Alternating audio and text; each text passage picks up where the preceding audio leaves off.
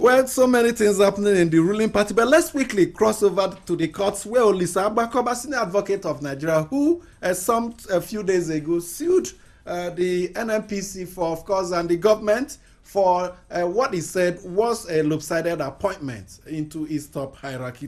He has indeed moved again with another suit, this time taking a look at the president's dual role as president of the Federal Republic and Minister of Petroleum. He's asking several questions. We are just picking up two of them that are key here. Can the president hold ministerial position without the due process of nomination and confirmation by the Senate? You recall when the Senate president nominated ministers, they were made to go through a confirmation process by the Senate based on section 147 subsection 2 of the Constitution, which states that before you become a minister, you must be confirmed by the Senate. Did the president go through that process? Now, not having gone through that process, does it make his position as a Minister of Petroleum illegal and invalid? Another key issue he's throwing up is, can the president hold any other executive position? When you take a look at section 138 of the Constitution, which states that the president cannot hold any other executive position,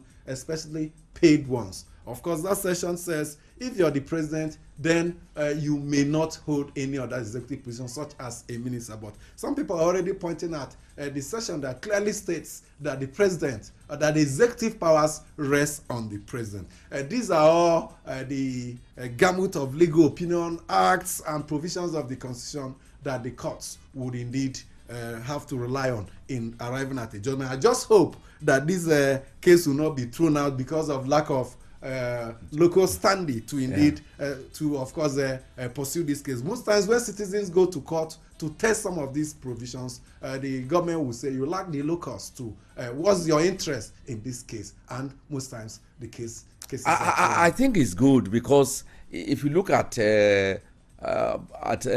Britain or even US, their constitutional evolution and development has been strengthened by judicial pronouncements, and I think interpretation of some of these provisions in the Constitution will also enrich our Constitution.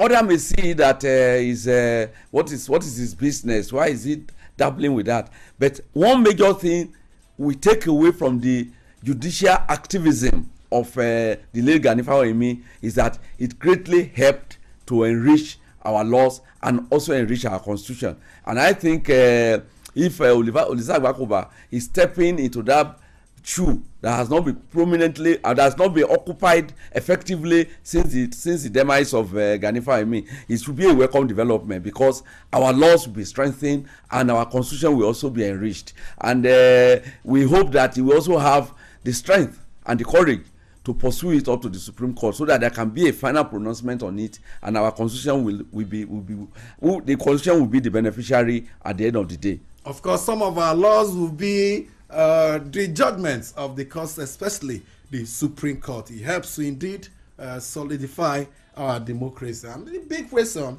as we get set to leave now, is, will Nnamdi Kanu be in court today?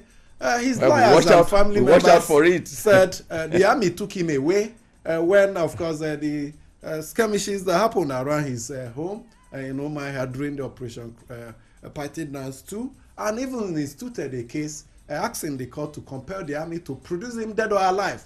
But of course, the government believes that indeed he should be around. Ojuzo Kalu, former governor of Abia State, was one of those that offered opinion on where they think Nnamdi Kanu is. He said he escaped through the borders, through Equatorial Guinea, and is presently in, of course, London, where he is a citizen of United Kingdom.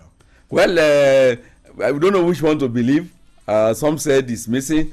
Ojuzo Kalu said he's in Britain, and maybe by today, maybe we'll probably have an. The government believes he's in hiding. Yeah, we have information on his whereabouts, because if he fails to show up in the court, at least people who signed bail bonds on his behalf will be asked to produce him.